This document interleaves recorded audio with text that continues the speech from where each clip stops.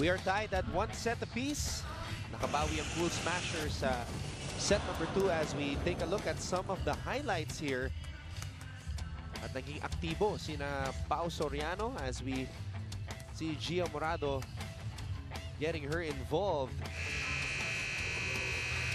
At tumulong din syempre si Cheska Rakrakin and Riza Mandapat, looking like a well-oiled machine, even though Alyssa Valdez is sitting out the rest of the Open Conference.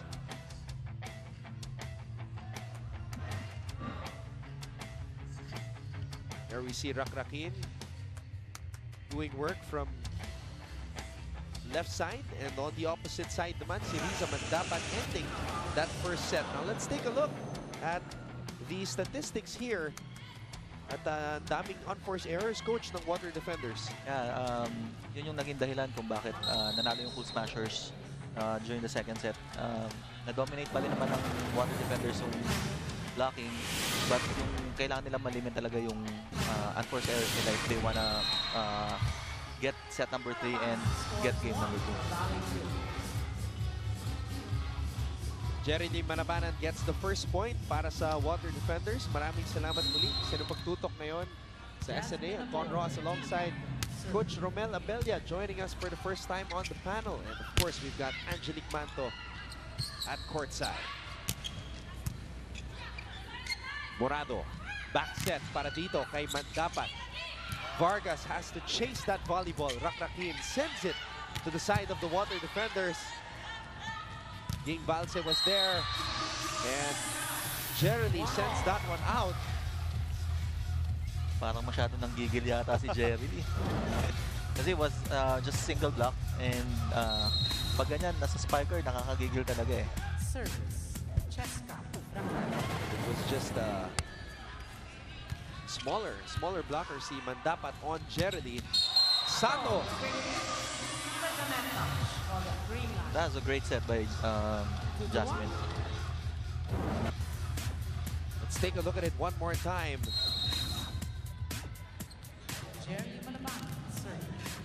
The officials also blew their whistle, coach. I think it was a net touch by Ging Balse.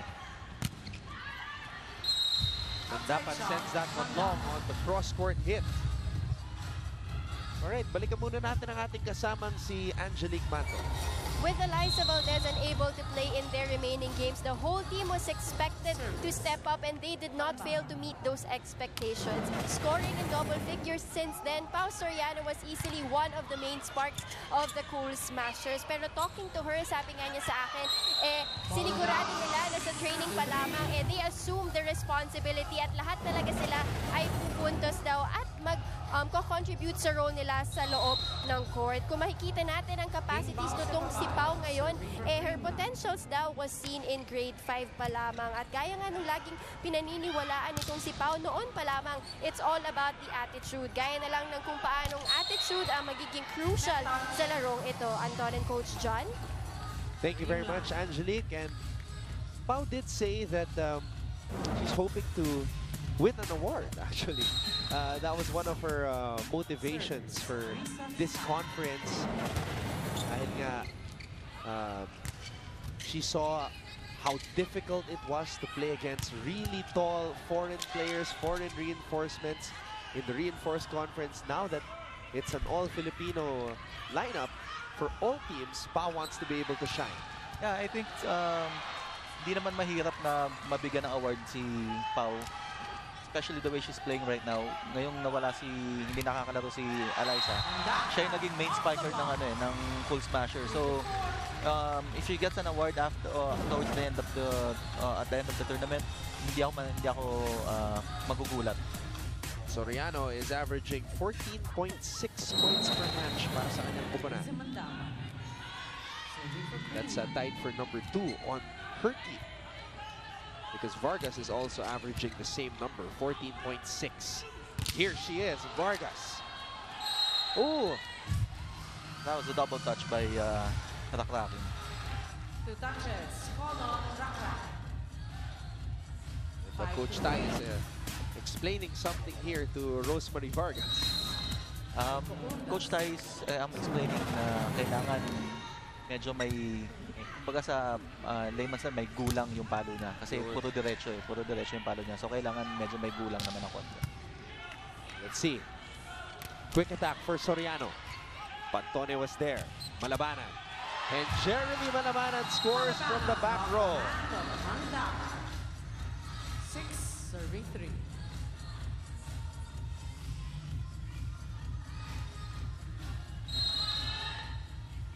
Aiko Undas, serving. Vargas. And Rose Vargas. That's what actually Coach Thais telling her kanina. So nakinig naman agad itong si Rosemary Vargas, and as a coach, I'm sure you're very happy to see your players respond right away. Of course. Yun nga sinasabi ng mga ano, di ba? You'll do good when you listen to your coach, sabi nga nila.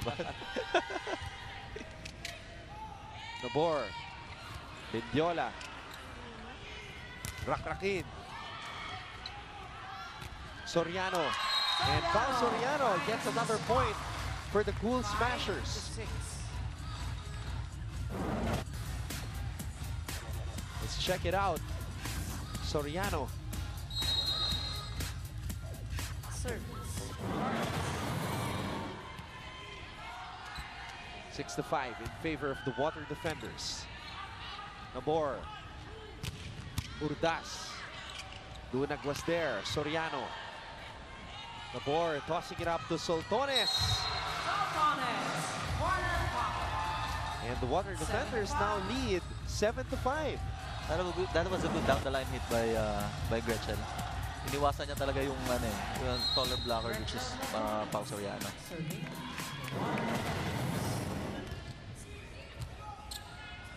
Morado. Soriano. Single block by Malabanan. Great anticipation. Lamang ang Water Defenders kontra sa Cool Smashers. 8-5 dito sa set number 3.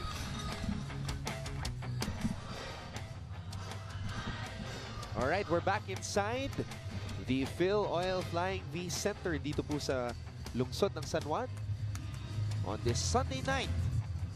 And we still have a lot of fans checking out this matchup sa pagitan ng Cool Smashers at ng Water Defenders. Two teams that are hoping to advance to the finals. In our first match, a match that went 5 long sets. More than 2 hours. Grabe. Nanatiling buhay ang streak ng Lady Warriors as they survive the Lady Jet Spikers in a thrilling 5-set match.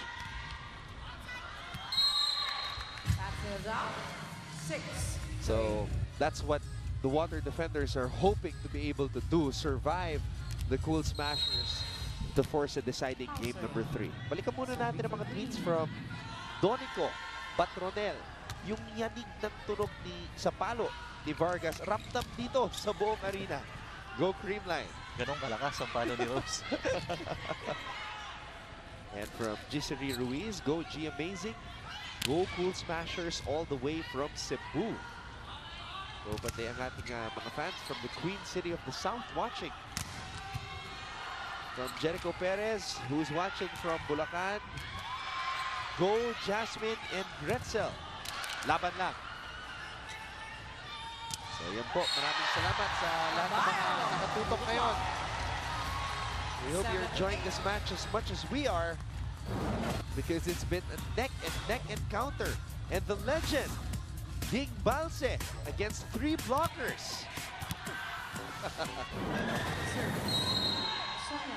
Yeah, how happy are you, Coach, to see players who were the big names back in the day and now playing with the current batch, the current generation of volleyball players, and still being able to prove na kaya nilang sabayan yung mga bata. Siyempre nakakatuwa na yung generation before nakakasabay pa rin sa laro ng mga generation ngayon, and they still are able to contribute sa mga fast-paced na laro ngayon.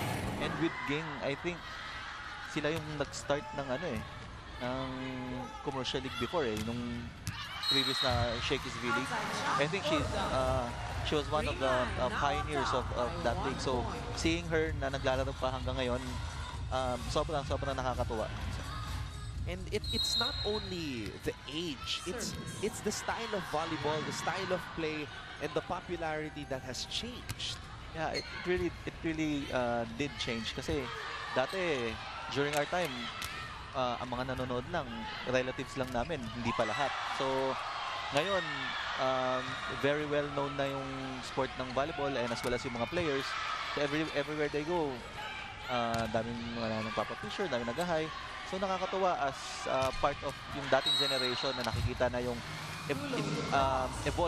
pag-evolve ng laro ng volleyball, nakakatuwa talaga. At nakakatuwa rin na nakikilala ng mga tao ngayon, mga new fans of volleyball, kung sino ba ang nagsimula, sino ba yung mga dating naging star, mga nag-spearhead ng volleyball dito sa Pilipinas. Exactly.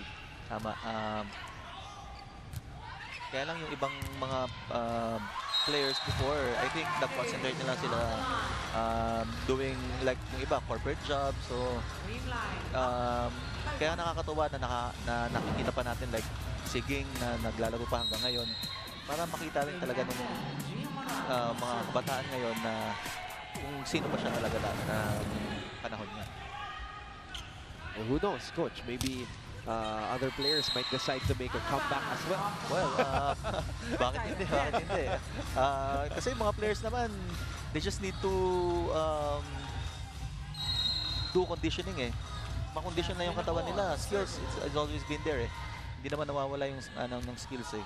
So, more on the conditioning nung katawan talaga yun nagkakatalo eh. At syempre, Coach, yung love for the game. Yes. Yun yung talagang laging mananatili sa isang player. Yun ang hindi talaga nawawala. Love for the game. Let's take a look at this last sequence right here. Aiko Ordaz finding the corner. And giving the Wonder defenders a 1-point lead. Jasmine Abor with the service ace.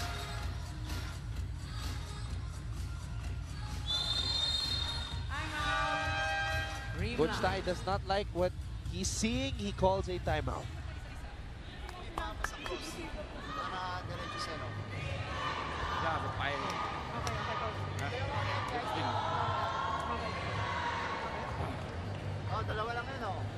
When receiving, we have to keep on talking, ask for the ball. Again, ha? What we done? Dalawa lang. Leave low and do, huh? Keep on talking, keep on talking, Dalawa keep lang on yan, talking, ha? okay? Dalawa lang. Tara. After magdalawa isip, pagkukunin. My only with. Dalawa lang. One more point, win na. Let's go, ha?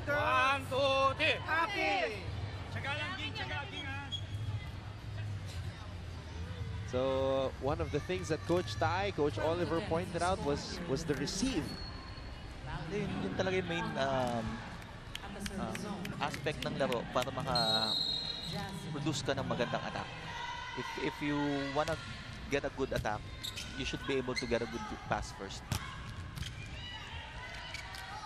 Abor, Ordaz, and Aiko Ordaz again gets another point.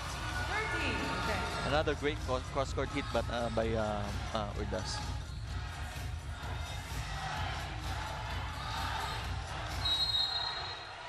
Service. Number. Oh, Nabor sends that one straight to the net. Green line. And Coach Roger Gurev. Kasi na-break yung momentum, sayang eh. They scored what, 2 straight points, 3 straight points, and then a service error. You just gave a very easy point sa full smashers. Ordaz slams it down. Aiko Ordaz. 14. She has been the player of the moment here. Dito sa set number 3. She's proving to be very unstoppable ngayong itong stretch na to.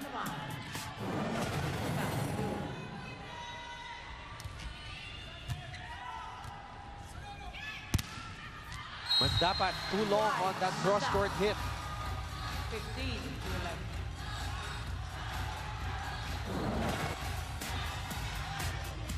Yung mga times na to, kailangan, Anton, yung tinatawag natin na leadership ng mga ng veterans like Ging, kailangan mag ngayon, gumana kumbaga sa kasi yun yung sinabi natin nung start of the coverage. Veteran sabi nung Cool Smashers yung nagpanalo sa kanila last time. We'll take a break. The Water Defenders lead the Cool Smashers 16-11 here in set number 3.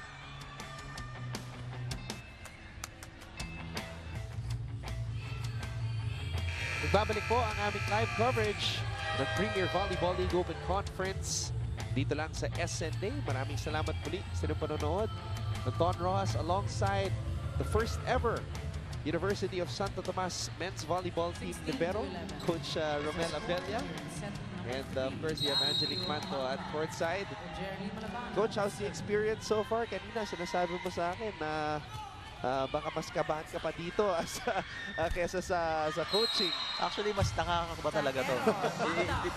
This being an analyst is more nerve-wracking than coaching or playing. Ganun pa rin naman hanggang ngayon. But syempre, sa guidance naman mo at saka nila ng iba pang staff natin, medyo nagiging smooth naman yung transition parang. Now, this is just the second year of the PVL, Coach, and you have been a very important part of this new chapter ng PVL, and that's why we're very happy to have you here in the broadcast team as we see the Water Defenders continue to roll here as we listen to Coach Tai. Why you looking back looking back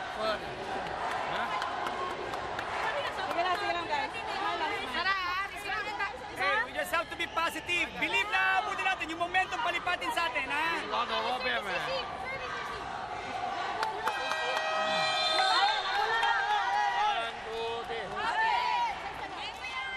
Ito na yung pinakamalaking laman ng Water Defenders dito sa set na ito, Coach. Yeah, they've been playing itong set na to from start hanggang ngayon. Ang ganda nung nilalaro nila eh. Maganda yung passing nila. They're blocking still. They're dominating the blocking department. So, yung lahat ng skill set, maganda yung ginagawa nila. So, yun yung gustong ma-break naman ng Cool Smashers. Kailangan sila naman yung magkaroon ng momentum. Oh, malabanan. As we see Coach Roger Gorayev. Yeah, that's one of the no-nos when it comes to serving. Coming from a timeout, then service error. Yan yung mga nakakaputi ng buhok ng mga coaches. Vargas. Oh, she gets roofed by Urdas and Sato. And may double high five pa mula kay Coach Roger Gorayev. He liked that. That was another great block by Urdas. Second time na niya na-block si Rose. Morado. Soriano. Blockers were non-existent on that quick attack by Soriano. Just too much space.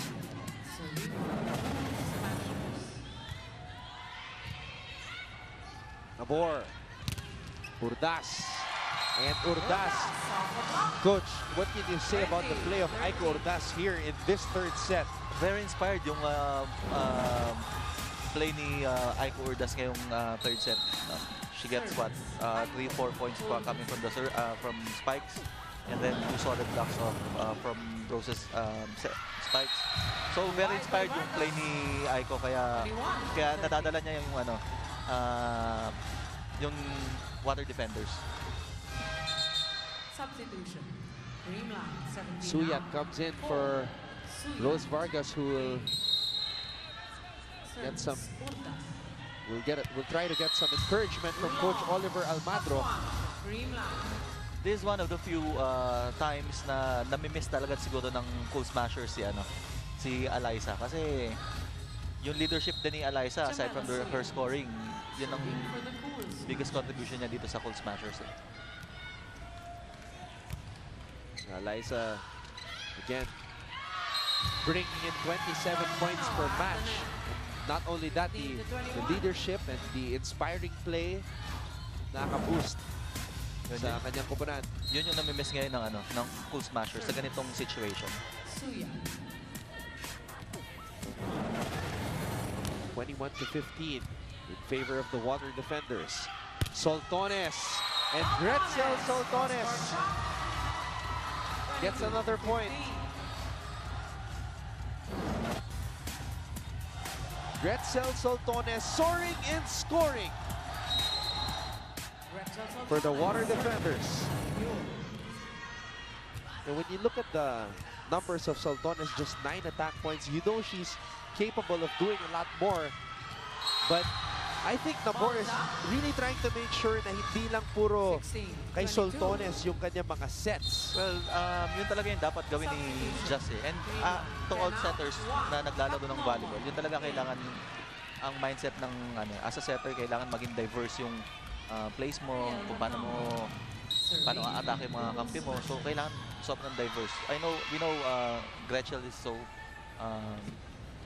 powerful, and yung spikes niya, we know hindi siya dapat 9 points lang but since diverse nga yung ginagawang atake ni Just, nalilito pa rin yung nalilito tuloy yung defense ng Cool Smashers.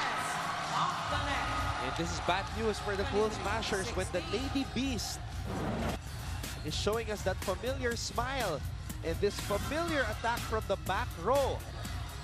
Not even the net can stop that spike by Soltones.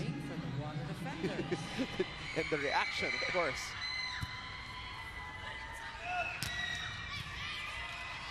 Nabor, Sato. Tinapik na. Yeah, doon mo makikita na they're clicking on all cylinders. Kahit tapik lang, kahit drop ball lang, dito natin makikita na maganda sobra ng nilalaro ng Water Defenders. So they're riding on that momentum that they generated in set number 2. Nabor, Sato! And now, the Water Defenders have a 2-1 lead. This was the quickest set of the match, Coach. Probably of the day. This is the I think so, Coach. I think so. Probably of the day. That's how good the Water Defenders played during that set. All right, there you have it. The Water Defenders taking set number 3, 25-16. We'll be back for set number 4. This is the PVL Open Conference semifinals on SNA.